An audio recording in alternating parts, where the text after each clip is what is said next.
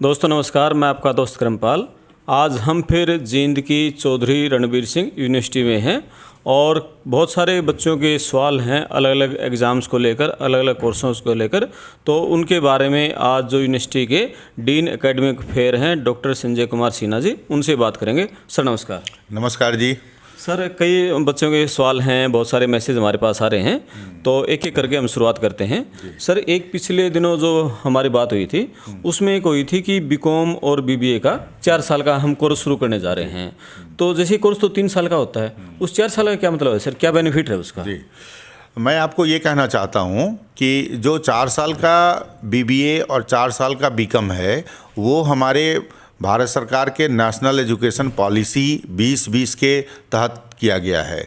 उसमें ये प्रोविज़न है कि बच्चा अगर 1 साल करेगा और उसके बाद वो कहीं जॉब लग गया या किसी कारणवश पढ़ाई नहीं कर पा रहा है तो उसको हम सर्टिफिकेट डिग्री देंगे।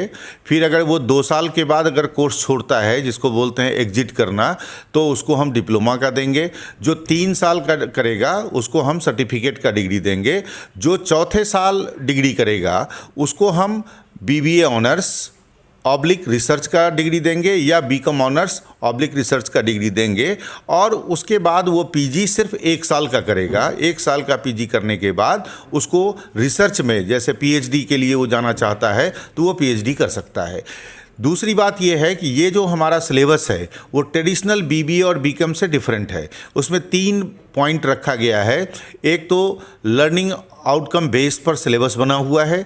दूसरा है कि उसमें हम आपको जो है सो कोर पेपर है, ओपन इलेक्टिव पेपर है, स्किल्ड बेस्ड इलेक्टिव पेपर है। हम जो भारत सरकार का मुहिम है कि बच्चों को हम स्किल्ड बेस्ड एजुकेशन दें, जिससे बच्चा जो है जो आत्मनिर्भर हरियाणा और आत्मनिर्भर भारत का जो कॉन्सेप्ट है उसके बेसिस पर बच्चा रेडी रहे। हर एक तरह के समाज में बच्चे हैं, कोई आर्थिक रूप से सुदृढ़ है, कोई आर्थिक रूप से कमज़ोर है। कोई बच्चा अगर बीकॉम 1 साल का कर लेता है और फिर वो कहीं जॉब लग जाता है, कहीं नौकरी करता है और फिर नौकरी करने के बाद 2 साल 3 साल के बाद फिर उसकी इच्छा होती है कि हम बीकॉम या बीबीए करें, तो उसको हम सीधे डिप्लोमा में एडमिशन लेंगे। तो ये बाइफर्केशन है। इसलिए जो ट्रेडिशनल कोर्स है 3 साल का बीए और 3 साल का बीकॉम ऑनर्स बीबीए, इससे थोड़ा डिफरेंट है और हमको लगता है कि ये एम्प्लॉयबिलिटी डेवलप करेगा, बच्चों में स्किल डेवलप करेगा और उनका फ्यूचर बेहतर होगा। जी, ये तो नई एजुकेशन पॉलिसी में बहुत अच्छा हो गया सर, क्योंकि पहले तो हम ये देखते थे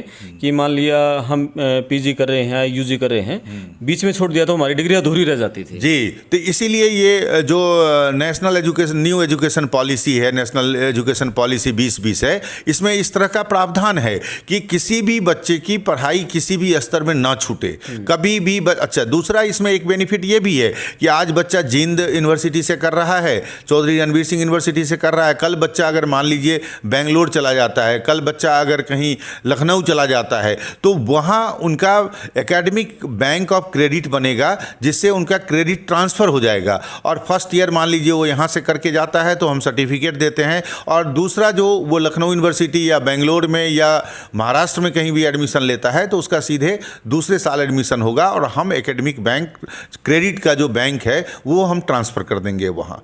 जी, ये तो बहुत ही ज़्यादा लाभदायक हो जाएगा। हाँ। और 4 साल का जो सर बीकॉम का बीबी का हम करवाने जा रहे हैं उसका फ़ायदा ये होगा कि आगे मास्टर डिग्री 1 साल की रह जाएगी। हाँ, मास्टर डिग्री 1 साल की रह जाएगी। जो बच्चे ये चाहते हैं कि नहीं बीकॉम करने के बाद हमको आगे रिसर्च में नहीं जाना है, वो 3 साल करेंगे और 3 साल में जैसे एज यूजुअल डिग्री मिलता है वैसे उनको डिग्री मिलेगा। चौथे साल उनके लिए है जो आगे रिसर्च में जाना चाहते हैं, जिनको पीएचडी करना है, जिसको टीचिंग में जाना है, तो उनको 2 साल का डिग्री ना करके चौथे साल करके और 5वें साल में 1 साल में उनको पीजी का डिग्री मिल जाएगा और उसके बाद वो एलिजिबल होंगे फॉर रिसर्च के लिए। चूँकि जो बीकॉम और बीबीए का जो चौथा साल है वो टोटली 1 साल रिसर्च बेस्ड है, जिसमें हम रिसर्च की बात बताएंगे, जिसमें उनको इंडस्ट्रियल ट्रेनिंग कराएंगे, उसमें रिसर्च आउटकम रिसर्च के बारे में, जिससे कि पीजी करने के बाद जो बच्चों का समस्या आता है कि हम रिसर्च पेपर कैसे लिखें, सिनॉप्सिस कैसे बनाएं, ये सारा प्रॉब्लम उनका दूर हो जाएगा और हम 5वें साल पीजी करने के बाद बच्चा सीधे पीएचडी में इनरोल्ड हो सकता है। जी, तो इसमें पहले तो हम ये देखते थे सर, इसमें 5वें साल में ही मतलब मास्टर डिग्री के बाद ही पीएचडी होगी ना सर इसमें? हाँ, मास्टर डिग्री के बाद वो पीएचडी प्रोग्राम में जा सकता है। वो उस तरह से उनको इतना तैयारी करा दिया जाएगा और इसीलिए चौधरी रणबीर सिंह विश्वविद्यालय ने सबसे पहले ये प्रोग्राम अपने यूटीडी में ही स्टार्ट किया है। डिपार्टमेंट ऑफ मैनेजमेंट ने बीबीए प्रोग्राम शुरू किया है और डिपार्टमेंट ऑफ कॉमर्स ने बीकॉम प्रोग्राम शुरू किया है। इसलिए इसमें कोई कंफ्यूजन नहीं है। 3 साल का ही डिग्री है, लेकिन चौथा साल उसके लिए है जो रिसर्च के लिए जाना चाहता है। यदि कोई 3 साल की लेना चाहे तो उसको मिल जाएगा। हाँ, 3 साल में वो जाना चाहता है तो उसको एज यूजुअल जैसे बीबीए का डिग्री मिलता है, जैसे बीकॉम का डिग्री मिलता है, उसी तरह उसको डिग्री मिल जाएगा। ठीक है सर, कुछ और सवाल भी हैं बच्चों के।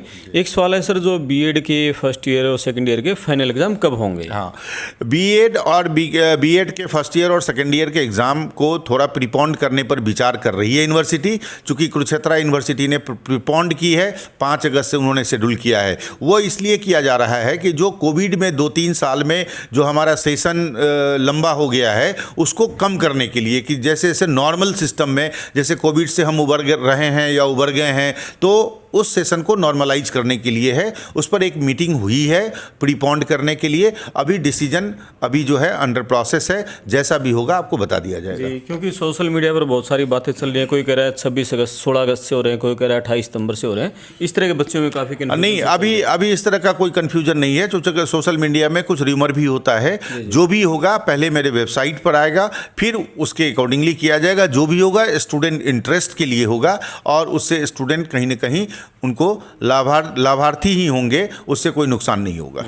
सर, एक सवाल है कि जो अपना बीपीएड है, उनका 4th सेमेस्टर का जो चौथा सेशन है 2020 और 22 वाला सेशन है, उनके 4th सेमेस्टर के जो एग्ज़ाम हैं केयूके में हो चुके हैं।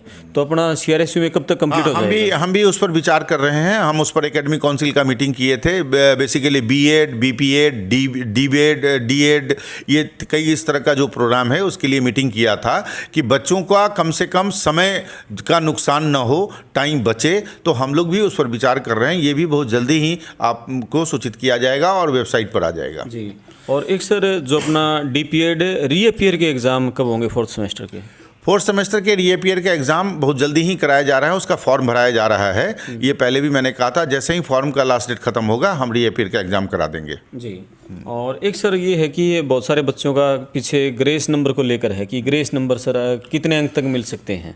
जनरली ग्रेस नंबर के लिए एक स्टैंडिंग कमेटी होती है जो डिसाइड करती है ग्रेस क्यों बच्चों को मिले।